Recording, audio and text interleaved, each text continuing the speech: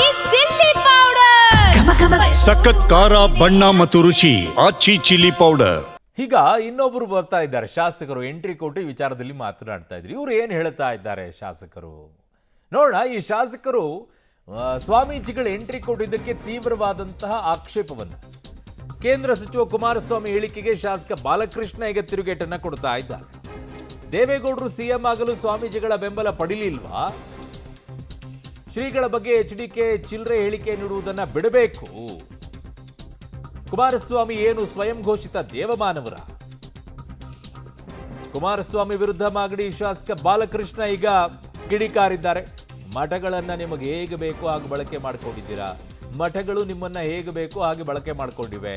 ಅವು ಉದ್ಧಾರ ಆಗೋಕ್ಕೋಸ್ಕರ ನಿಮ್ಮನ್ನ ಬಳಕೆ ಮಾಡ್ಕೊಂಡಿದ್ದಾರೆ, ನೀವು ಉದ್ಧಾರ ಆಗೋಕ್ಕೋಸ್ಕರ ಅವುಗಳನ್ನ ಬಳಕೆ ಮಾಡ್ಕೊಂಡಿದ್ದೀರಾ. ಅವರಿಗೆ ನೀವು, ನಿಮಗೆ ಅವರು ಅಷ್ಟೇ.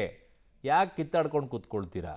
ದೇವೇಗೌಡರು ಮುಖ್ಯಮಂತ್ರಿ ಆಗಿದ್ದು ಶ್ರಮ ಇದೆಯಲ್ಲ, ಅಲ್ಲೇ ನಾವು ಸ್ವಾಮೀಜಿಗಳನ್ನ ಮುಂದಿಟ್ಕೊಂಡೇನು ಮಾಡಲಿಲ್ಲ. ಒಕ್ಕಲಿಗ ಸಮಾಜಕ್ಕೆ ತೊಂದರೆ ಆಗಿದೆ ಅಂತೇಳಿ ಸ್ವಾಮೀಜಿಯವ್ರ ಕಾರ್ಯಕ್ರಮ ಮಾಡಿದ್ರಷ್ಟೇ. ದೇವೇಗೌಡರನ್ನ ಮುಖ್ಯಮಂತ್ರಿ ಮಾಡಿ ಅಂತ ಸ್ವಾಮಿಗಳು ಮಾಡಲಿಲ್ಲ. ಇಲ್ಲ ಸ್ವಾಮೀಜಿಗಳು ದೇವೇಗೌಡರನ್ನ ಮುಖ್ಯಮಂತ್ರಿ ಮಾಡಿ ಅಂತ ಏನು ಸಂದೇಶ ಕೊಟ್ಟಿದ್ರ? ಅವ್ರು ಯಾವ ಸಾಧನೆ ಮಾಡೋಕ್ಕಾಗಲ್ಲ. ಅವರ ಸಂಕುಚಿತ ಮನೋಭಾವಗಳೇನಿದೆ ನಾನು ಹತ್ತಿರದಿಂದ ನೋಡಿದ್ದೀನಿ. ಅವ್ರಿಗೆ ಇನ್ನೂ 2.5 ವರ್ಷ ಅವರೇ ಕಂಪ್ಲೀಟ್ ಮಾಡಿದ್ರು. ದೇವರಾಜ ಅರಸು ಅವರ ಸಮೀಪಕ್ಕೂ ಅವ್ರು ಹೋಗಕ್ಕಾಗಲ್ಲ.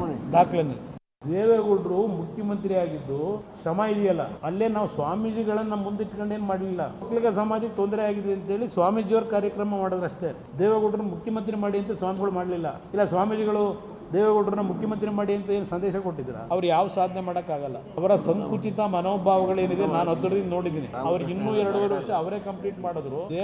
ನಾನು ಹೊಸದಾಗಿ ರಾಜಕೀಯಕ್ಕೆ ಎಂಟ್ರಿ ಆಯ್ತಾ ಇದೆ. 94, 93, 94ರಲ್ಲಿ ಒಂದು ಚಿನ್ನಪ್ಪ ರೆಡ್ಡಿ ಆಯೋಗ ಅಂತ ಮಾಡಿ ಒಂದು ಹೋರಾಟ ಆಯಿತು ದೊಡ್ಡದು. ಯಾರು ನಮ್ಮ ಚುಂಚನಗಿರಿ ಶ್ರೀಗಳ ನೇತೃತ್ವದಲ್ಲಿ, ಬಾಲಗಂಗಾಧರ ಸ್ವಾಮೀಜಿಯವರ ನೇತೃತ್ವದಲ್ಲಿ ಒಂದು ಹೋರಾಟ ಆಯಿತು. ಈ ಹೋರಾಟ ಮಾಡಿದ್ದೆ ಸ್ವಾಮಿಗಳು ದೇವೇಗೌಡರು ಮುಖ್ಯಮಂತ್ರಿ ಆಗಲಿ ಅಂತ. ಆ ಹೋರಾಟದ ಫಲನೇ ದೇವೇಗೌಡರು ಮುಖ್ಯಮಂತ್ರಿ ಆಗಿದ್ದು. ನಾನು ಅವಾಗ ಇನ್ನೂ ಕೂಡ ಎಂಟ್ರಿ ಆಗಿದ್ದೆ. ನಾನು ಅವತ್ತು BJP ಶಾಸಕನಾಗಿ ಗೆದ್ದೆ. ನಾನು ಆವಾಗ ದೇವೇಗೌಡರು ಕೂಡ ಸಭೆಯಲ್ಲಿ ಬಂದು ಭಾಗವಹಿಸಿದ್ರು. ಸುಮ್ಮನೆ ಈ ಥರ ಎಲ್ಲ ಚಿಲ್ಲರೆ ಸ್ಟೇಟ್ಮೆಂಟ್ಗಳನ್ನ ಕೊಡೋದನ್ನ ದಯಮಾಡಿ ಅವ್ರಿಗೆ ಬಿಡಬೇಕು ಅಂತ ಮನವಿ ಮಾಡ್ತೀವಿ. ಯಾರಿಗೋ ಯಾರು ಯೋಗ ಆಯಿತೋ, ಯಾವ ಸ್ವಾಮೀಜಿಗಳು ಯಾರು ಪರವಾಗಿ ಬ್ಯಾಟಿಂಗ್ ಮಾಡ್ತಾರೋ, ಇನ್ನೊಂದು ಹೇಳ್ತಾರೋ, ಅವ್ರವ್ರ ಆಶೀರ್ವಾದ ಮಾಡ್ತಾರೆ. ಇವ್ರಿಗೆ ಆಶೀರ್ವಾದ ಸ್ವಾಮೀಜಿಯವ್ರು ಬೇಡವಂಗಾರೆ?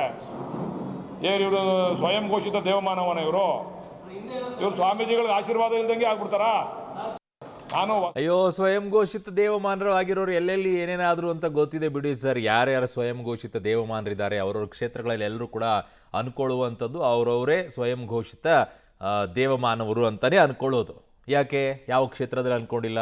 ಮಾಗಡಿಯಲ್ಲಿ ಯಾರು ಅನ್ಕೊಂಡಿದ್ದಾರೆ ಗೊತ್ತಿಲ್ವಾ? ಪಕ್ಕದಲ್ಲಿರೋರು ಯಾರು ಅನ್ಕೊಂಡಿದ್ದಾರೆ? ಅವ್ರ ಪಕ್ಕದಲ್ಲಿರೋರು ಯಾರು ಅನ್ಕೊಂಡಿದ್ದಾರೆ ಗೊತ್ತಿಲ್ವಾ? ಸುಮ್ಮನೆ ಮಠಗಳು, ಆ ಸ್ವಾಮೀಜಿಗಳು ಅಷ್ಟೇ. ಅವರವ್ರ ಅನುಕೂಲಕ್ಕೆ ತಕ್ಕಂತೆ ಆಗುವಂಥ ಲೆಕ್ಕಾಚಾರದಲ್ಲಿ ಅವ್ರವ್ರ ಪರವಾಗಿ ನಿಂತ್ಕೊಂಡು ಬ್ಯಾಟಿಂಗನ್ನು ಬೀಸ್ತಾರೆ. ಯಾರಾದರೂ ಅದು ಇದು ಕೇಳಿದರೆ ಯಾವುದೂ ಇಲ್ಲ. ಆದರೆ ದೊಡ್ಡ ದೊಡ್ಡ ರಾಜಕಾರಣಿಗಳ ವಿಚಾರದಲ್ಲಿ ಮಾತ್ರ ತುಂಬ ಎಂಟ್ರಿ ಆಗ್ತಾರೆ. ಅದು ಲಿಂಗಾಯತರಲ್ಲಿ ಆಗಿರ್ಬೋದು, ಒಕ್ಕಲಿಗರಲ್ಲಿ ಆಗಿರ್ಬೋದು.